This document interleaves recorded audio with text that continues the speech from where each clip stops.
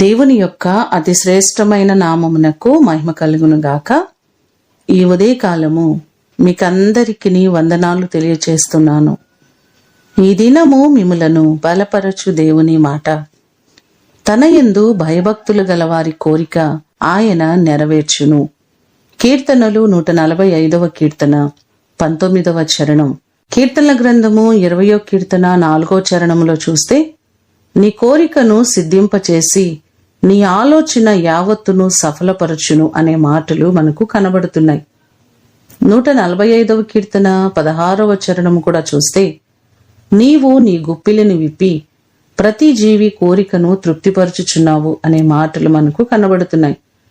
చాలాసార్లు కుటుంబాల్లో ఎన్నో అవసరతలు కరిగి సొంత ఇల్లు కావాలని, అలాగే మంచి ఉద్యోగం కావాలని, మగపిల్లలు కావాలని ఎన్నో కోరికలు కోరుతూ ఉంటారు కదా.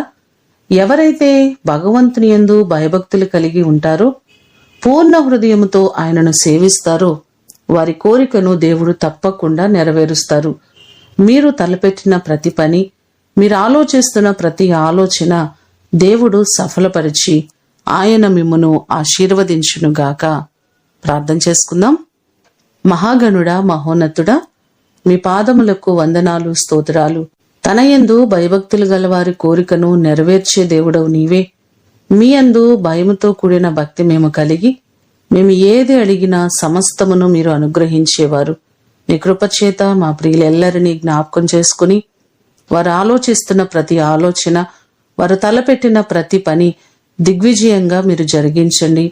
వారికి కావలసినటువంటి సహాయమును మెండుగా మీరు కలుగు చేయండి. ఉద్యోగముల కొరకు ఎదురు చూస్తున్న వారు ఉన్నారు, వ్యాపారాలలో ఉన్నతి కొరకు ఎదురు చూస్తున్న వారు ఉన్నారయ్యా. ప్రతి వారిని మీరు జ్ఞాపకం చేసుకుని వారి ఆలోచన సఫలపరిచి సమస్తమును ఆశీర్వాదకరంగా వారి జీవితాల్లో మీరు ఉంచండి.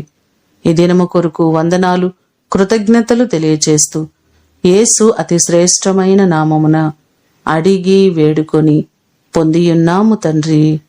ఆమేన్. దేవుడు మిమ్ములను దీవించునుగాక.